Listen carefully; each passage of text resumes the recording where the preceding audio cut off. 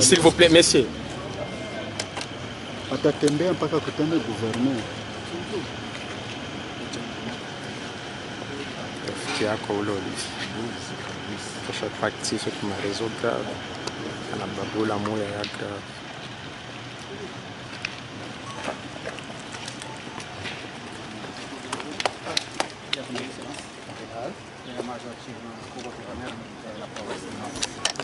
Merci de nous accueillir. Enchanté de vous connaître. Colonel Capin, maire de la ville de Goma. C'est bien.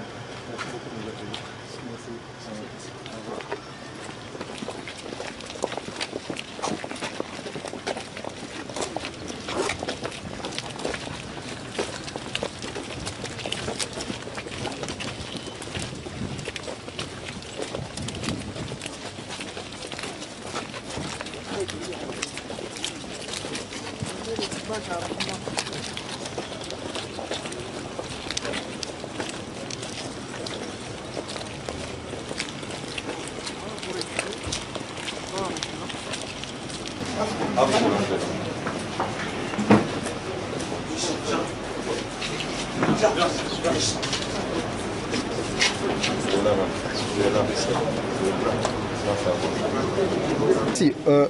Aujourd'hui, c'était le jour pour le lancement de ce mécanisme ad hoc renforcé qui a été présenté avec 18 officiers angolais, 3 officiers de liaison congolais et 3 officiers de liaison rwandais.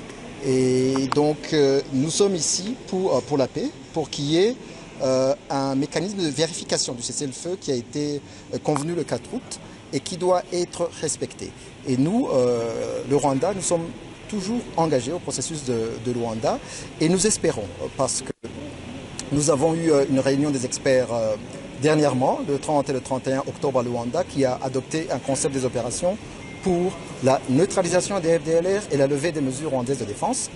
Et donc, une réunion des ministres a été convoquée pour le 16 novembre et on espère qu'on va adopter ce concept des opérations et aller de l'avant. En tout cas, on est optimiste et j'espère qu'on va continuer de l'avant. Monsieur le ministre, la levée des mesures rwandaises de défense, monsieur le ministre. C'est bon. La levée des mesures rwandaises de défense, vous entendez quoi par là? Merci beaucoup. Monsieur le ministre. Vous entendez quoi par là?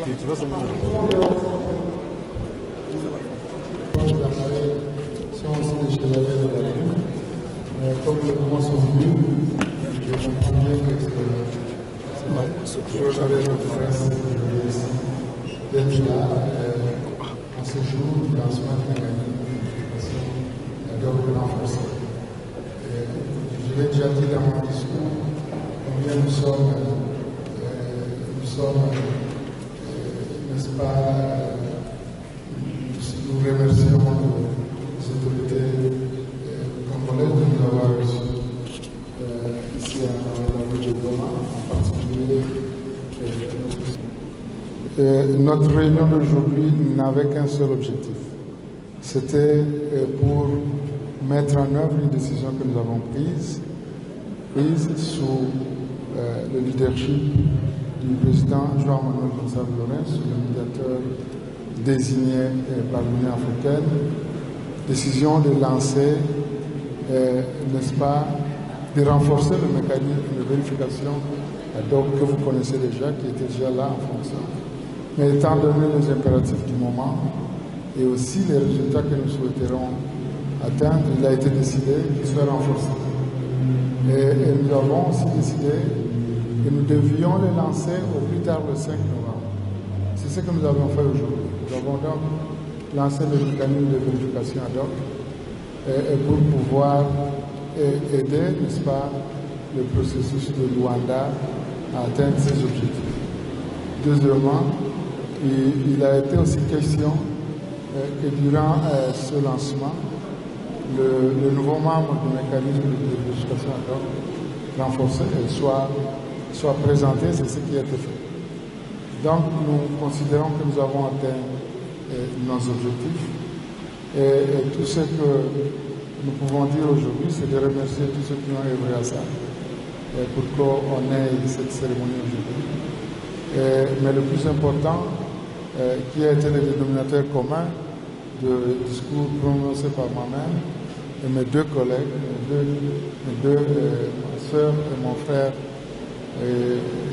ma soeur Thérèse et mon frère Olivier, c'est surtout de faire en sorte qu'on arrive à la paix et le seul chemin de rendre cette région ce qui lui revient.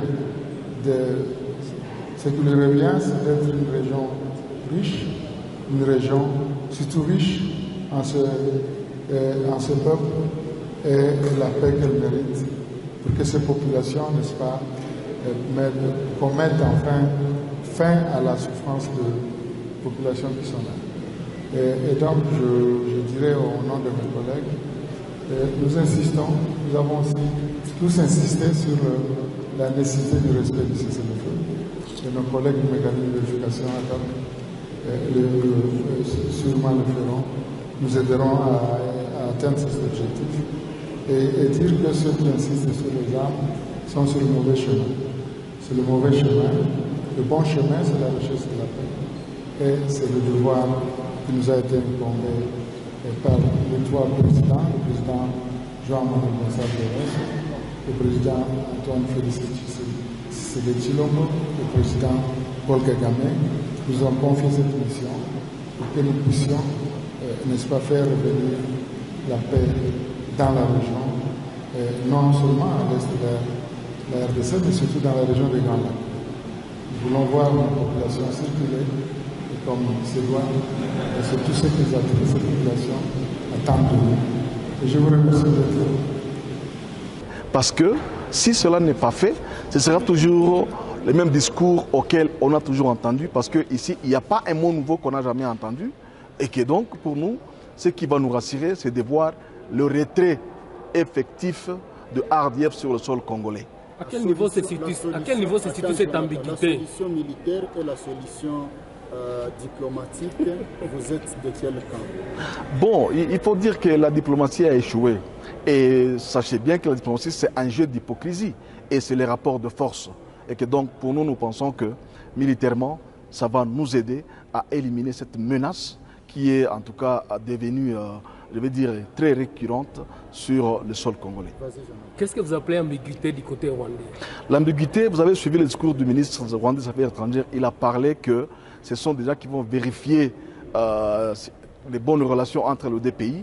Et à la fin, il a dit qu'ils vont lever des mesures de défense. C'est quoi ces mesures de défense? Pourquoi il ne veut pas dire clairement qu'ils vont retirer le RDF sur le sol congolais? C'est pourquoi nous disons que demain, ne vous étonnez pas qu'ils disent non, voilà, nous on n'a jamais demandé que les militaires rwandais vont se retirer, alors que nous on attendait qu'ils disent clairement qu'ils s'engagent, qu'ils vont retirer ces militaires sur le sol congolais. Est-ce que vous avez parlé des sanctions au cours de ces rencontres ici?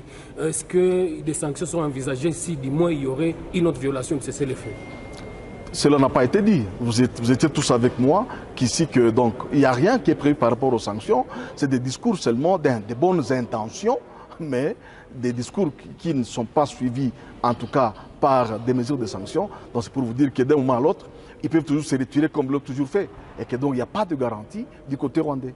Et pensez-vous que cela, si on recourt à une solution militaire, ne va pas handicaper ou plutôt endeuiller davantage la population? On va l'endeuiller combien de fois? La population est déjà endeuillée. Et donc, ce ne sera pas la première fois. Je crois que s'il faut endeuiller, mais qu'on résolve le problème une fois pour toutes, la population congolaise est prête à supporter tout pourvu que l'on en finisse une fois pour toutes. Merci. Merci. Par rapport à ce que nous venons de voir ici au lancement du mécanisme de vérification, par rapport à tout ce qui a été dit au Rwanda, c'est-à-dire nous comme société civile, nous regrettons parce qu'on n'a pas vraiment dit ce que nous on s'attendait. On s'attendait juste que dans cette séance qu'on puisse nous dire qu'au moins du côté rwandais, qu'on va vraiment commencer à retirer les troupes et que c'est par rapport à ce qu'on va vérifier. Mais malheureusement, il y a eu beaucoup d'ambiguïté. Tout n'a pas été dit clairement, mais peut-être, comme on vient de lancer ces mécanismes, peut-être les troupes vont stopper, ils ne vont plus continuer vers Walikale. Et peut-être bientôt nous allons voir les fruits. Mais malheureusement, Ce qui est sur terrain, c'est autre chose par rapport à ce que nous sommes en train de voir actuellement. Est-ce qu'on peut espérer une issue après cette cérémonie? Bon, par rapport à cette cérémonie, parce que ça tardait, normalement, dès qu'on avait terminé à Luanda, normalement, on devait lancer directement ces mécanismes de vérification. Ça a tardé et c'est ce qui a fait que peut-être les troupes rwandaises ont continué vers Walikale. Mais qu'est-ce qu'on a dit? Comment ils vont travailler concrètement, ces officiers de liaison? Bon, on nous a présenté une équipe de mixte, donc il y a les Congolais, les Rwandais et les autres partenaires qu'on a présentés. Nous espérons qu'ils vont vérifier entre les deux parties qui ne suivent pas et qui ne suivent pas les accords qui étaient entendus entre eux. Et cette équipe, comme on l'a vu quand même, c'est une équipe mixte. Espérons que ça va donner des fruits. Mais malheureusement, ce n'est pas pour la première fois qu'on monte des équipes. Et que nous espérons que cette fois-ci, cette équipe va travailler contrairement aux autres équipes qu'on nous a présentées précédemment.